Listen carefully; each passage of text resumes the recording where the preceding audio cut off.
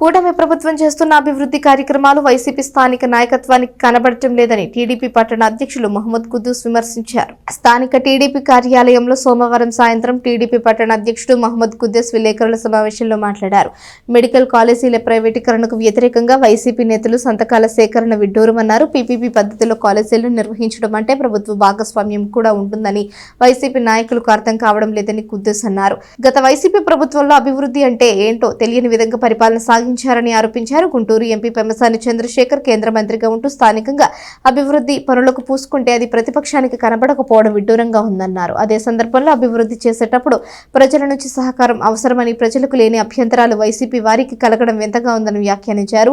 కార్యక్రమంలో టీడీపీ నాయకులు జొన్నాదుల మహేష్, వసంతం, అశోకవర్ధన్, అక్కిశెట్టి, వెంకటేశ్వరరావు, గుమ్మడి ప్రసాద్, అన్నం పిన్నారావు, మల్లవరపు విజయ్, దొప్పలపూడి శ్యామ్, జాస్తి బుజ్జి, కన్నయ్య, షావుల్, సురేష్, కటేవరంగిరి తదితరులు పాల్గొన్నారు.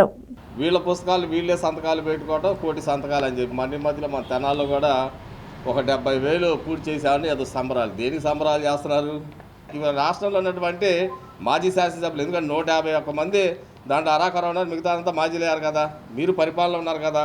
కేవలం 800 ఒక్కొక్క మెడికల్ కాలేజీకి దామాషా ప్రకారం 450 కోట్ల నుండి 550 కోట్ల వరకే పరిమితం. కనీసం మీరు మూడు ప్రాంతాలు ఎన్నుకున్నావు, రాయలసీమ ఎన్నుకున్నావు, ఉత్తరాంధ్ర ఎన్నుకున్నావు, గోదావరి జిల్లాలు ఎన్నుకున్నావు. నువ్వు ఎన్నుకున్నప్పుడు కనీసం అక్కడ శాసనసభ్యులు బాధ్యత చెప్పి ఇది మెడికల్ కాలేజ్ పూర్తి చేయడానికి ఎందుకు పూర్తి చేయలేకపోయావు?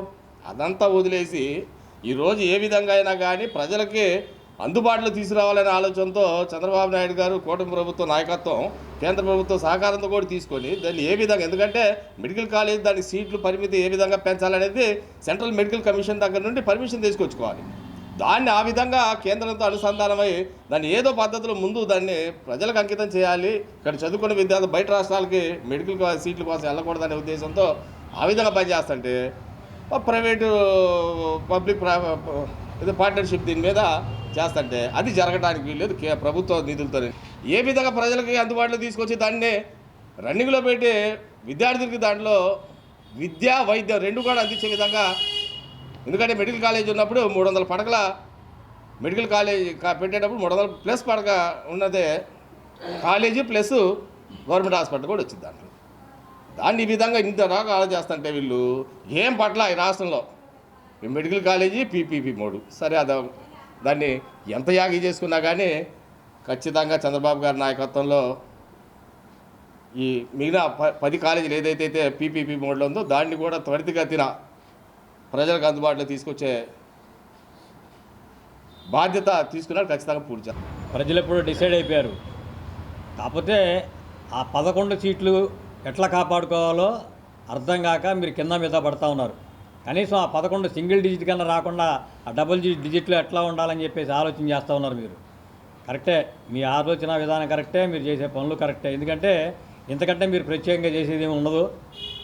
అభివృద్ధిని అడ్డుకుంటే సూర్యుడికి అరచేతిని అడ్డుపెట్టినట్టే, దాన్ని ఎవడు ఆపలేడు. ఇవాళ తెలుగుదేశం పార్టీ కూటమి ప్రభుత్వంలో జెట్ స్పీడ్తో డబుల్ ఇంజిన్ సర్కార్తో కేంద్ర ప్రభుత్వాన్ని అనుసంధానం చేసుకుంటూ అనేక కార్యక్రమాల్లో అభివృద్ధిని సాధిస్తాం. మనం చూస్తూ ఉన్నాం.